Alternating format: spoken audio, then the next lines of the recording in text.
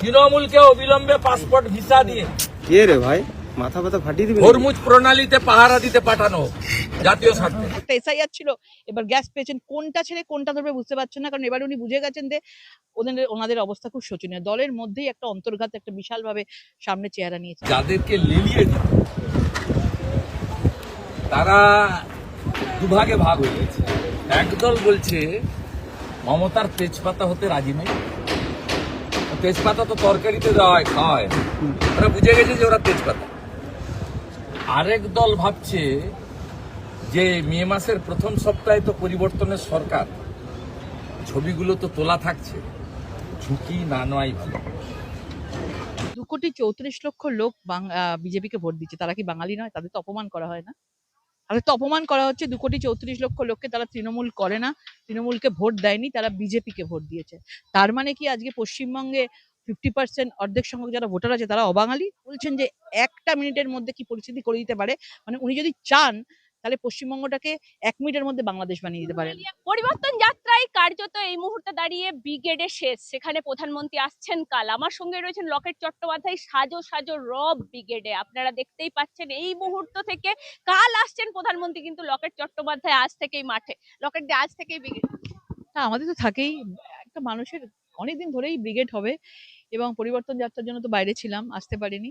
তো আজকে এসেছি, মানুষের এই উন্মাদনা উৎসাহ দেখতে এসেছি, এবং বরাবরই হয়, এবং কালকের জন্য সবাই অধীর আগ্রহে বসে আছে প্রাইম মিনিস্টার কি বলবেন শোনার জন্য, কখন আসবেন। এবং আমিও এসেছি দেখতে, এবং কালকে একটা ঐতিহাসিক দিনের সাক্ষী থাকবো, এটাই।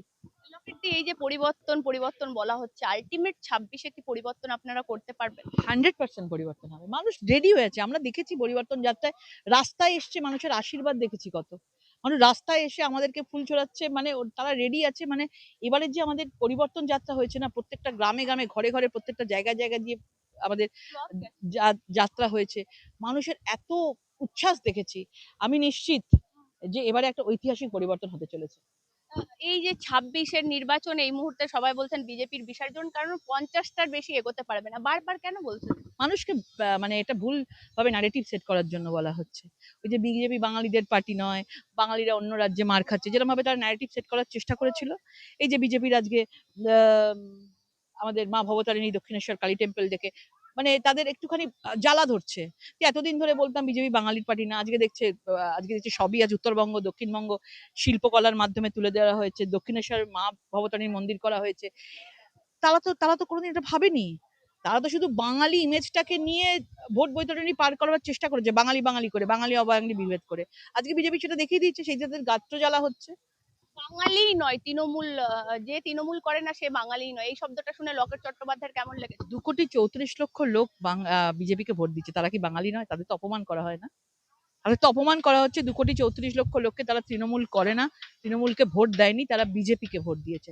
তার মানে কি আজকে পশ্চিমবঙ্গে 50% অর্ধেক সংখ্যক যারা ভোটার আছে তারা অবাঙালি? তারা কি বলতে চেয়েছে? আর যখনই তারা কিছু বলবে, অলওয়েজ মনে হয়, ব্যক্তি আক্রমণে আমি বিশ্বাস করি না, কিন্তু আমার মনে হয় প্রত্যেককে তাদের আয়নায় নিজেদের জায়গাটা দেখা উচিত। এই যে বারবার ধর্ণা মঞ্চ থেকে মুখ্যমন্ত্রী বাংলা বাঙালির ইস্যু, একটা ছবিও আঁকলেন এশায়ার নিয়ে, আপনারা এতজনকে মেরে দিলেন, ওই কোনাচ কোনাচ ছবিগুলো কি বুঝলেন? আমি কিচ্ছু বুঝতে পারিনি।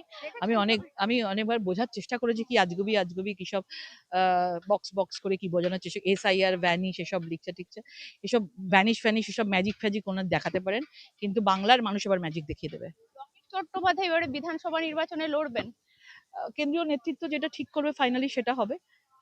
দেখা যাক কি হয়, কার কি ডিউটি থাকে। সংগঠনে অনেক কাজ করছেন, অনেক হ্যাঁ, এখন তো আমি কাজ করছি, এবং কাজ করে বেশ ভালো লাগে। এত মানুষের সঙ্গে দেখা হয়, মানুষের সুবিধা অসুবিধা দেখছি।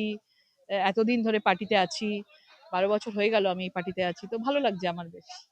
আর একটা বিষয় জিজ্ঞাসা করবো, এই যে বারবার করে একটা পরিবর্তনের হাওয়া, মুখ্যমন্ত্রী বলছেন কোন রকম, এরা তো এই গ্যাস নিয়ে আপনি দেখছেন রাজ্য রাজনীতি 3-4 দিন ধরে উত্তাল হয়ে উঠেছে। গ্যাস নাকি কেউ পাচ্ছে না, খাবার নাকি হচ্ছে না, মানে এই যে মুহূর্তটা মুখ্যমন্ত্রী আবার বলছেন আবারও তিনি রাস্তায় নামবেন। প্রথম কথা হচ্ছে যে বিশ্বের যে পরিস্থিতি তৈরি হয়েছে, প্রত্যেকটা দেশের মধ্যেই পরিস্থিতি তৈরি হয়েছে, এবং তার তো একটা প্রভাব এসে পড়বে। তা সত্ত্বেও আজকে সেন্ট্রাল মিনিস্ট্রি থেকে শুরু করে প্রধানমন্ত্রী বলেছেন আমাদের পর্যাপ্ত সেই যোগান কিন্তু আমাদের আছে, কিন্তু মুখ্যমন্ত্রী ওটা ঘুরিয়ে বিভিন্নভাবে চেষ্টা করছেন যে গ্যাসের দাম বেড়ে গেছে, মানুষের হেসেলের টান পড়েছে, জ্বালানির টান পড়েছে, মানুষের এই এই বলে, মানে একটা এসআইআর ছিল, এবার গ্যাস পেয়েছেন, কোনটা ছেড়ে কোনটা ধরবে বুঝতে পারছেন না, কারণ এবার উনি বুঝে গেছেন যে ওনাদের অবস্থা খুব শোচনীয়। দলের মধ্যেই একটা অন্তর্ঘাত একটা বিশালভাবে সামনে চেহারা নিয়েছে। দ্বিতীয় কথা হচ্ছে, এতই যদি মানুষের জন্য মানে চিন্তা থাকে, তাহলে নিজেরা ভ্যাটটা কেন কমাচ্ছে না?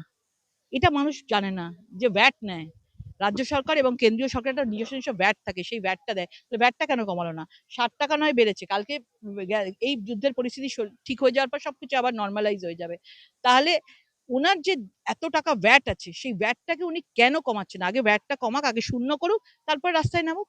আসলে মানুষকেও ওনারা বোকা ভাবছেন এবং বোকা পেয়ে গেছেন। একটা কমিউনিটি এক হলে 12 মিনিট 12 সেকেন্ড সময় লাগবে, 13টা বাজিয়ে দেবে আপনাদের।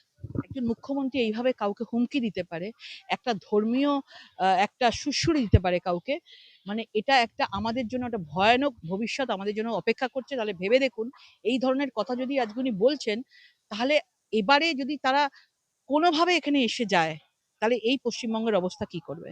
এবং মানুষ এটা দেখুক, মানুষ যেন এই কথাটা বারবার শুনুক যে উনি বলছেন যে 1টা মিনিটের মধ্যে কি পরিস্থিতি করে দিতে পারে।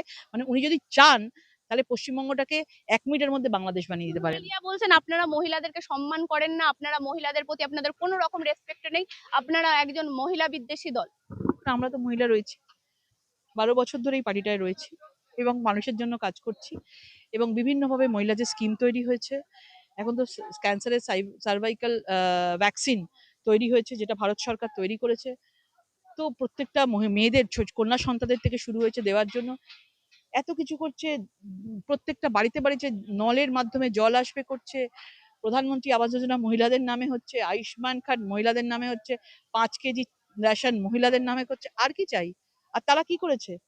তারা গিয়ে তারা শুধু সামনের সারিতে হয়ে, মানে তারা শুধু পুতুলের মতো ব্যবহার হয়েছে, পুতুলের মতো তাদেরকে ব্যবহার করা হয়েছে। তাদের একটাও কিছু বলার নেই। দেখছেন না, এত বড় কিছু একটা ঘটে গেল আজকে, আরজি করের মতো একটা ঘটনা ঘটে গেল। মুখ্যমন্ত্রী বলছে 8টার পরে বাইরে কেউ না বেরোনোই ভালো, ডিউটি বন্ধ করা উচিত।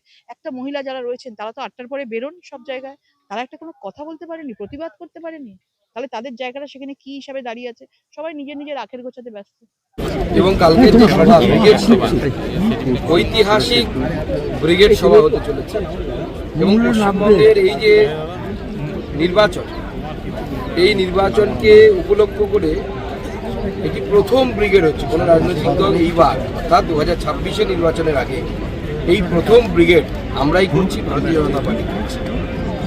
এই ব্রিগেডে যে ঐতিহাসিক সমাবেশ হবে, আগামীকাল দেখবেন পশ্চিমবঙ্গের বিভিন্ন প্রান্ত থেকে, ঠিক যেমন আমাদের স্টেজের দুপাশে র্যাঙ্ক তৈরি হয়েছে সাইডে, যেভাবে উত্তরবঙ্গ থেকে শুরু করে দক্ষিণবঙ্গ পর্যন্ত, সাগর পর্যন্ত বিভিন্ন চিত্রের মাধ্যমে পশ্চিমবঙ্গের সংস্কৃতিকে তুলে ধরা হয়েছে, সেইভাবে পশ্চিমবঙ্গের বিভিন্ন প্রান্ত থেকে মানুষ ট্রেন ভরে, বাসে ভরে আসবে এবং ঐতিহাসিক জনসমাবেশ কালকে আপনারা আগামীকাল আপনি ছবির কথা বললেন, আগামীকাল এই ছবিগুলোর মাধ্যমে কোথাও যদি বাংলার আবেগ, বাংলার ঐতিহ্য ছোঁয়ার চেষ্টা। দেখুন, বাংলার আবেগ, বাঙালির আবেগ আলাদা করে ছোঁয়ার বিজেপির অন্ততপক্ষে প্রয়োজন হয়। বিজেপি হচ্ছে একমাত্র রাজনৈতিক দল যার পার্টি অফিস মহারাষ্ট্রে হোক, গুজরাটে হোক, অন্ধ্রপ্রদেশে হোক, সেখানে একজন বাঙালির ছবি থাকে, তার নাম হচ্ছে ডক্টর শ্যামাপ্রসাদ মুখার্জি। স্বাভাবিকভাবে এখানে এই ছবিগুলোর মাধ্যমে আমরা এটাই বার্তা দিতে চাইছি, উত্তরের পাহাড় থেকে শুরু করে উত্তরের শান্ত স্নিগ্ধ চা বাগান থেকে শুরু করে দক্ষিণের উত্তাল সাগর পর্যন্ত পশ্চিমবঙ্গের প্রতিটি অংশের মানুষ পরিবর্তন চাইছে। প্রতিটি অংশের মানুষ নরেন্দ্র মোদীর নেতৃত্বে ডবল ইঞ্জিন সরকার তৈরি করতে চলেছে। জয় মা কালী তো বাঙালি বলবেই, বাঙালি জয় মা কালী বলবে না, তাছাড়া হয় না। আর বাঙালি জয় শ্রীরামও বলবে। আমাদের কাছে কোনো পার্থক্য নেই, আপনারা পার্থক্য দেখেন। একম সৎ বিপ্রা বহুধা বদন, আমরা সেই তন্ত্রের ঈশ্বর।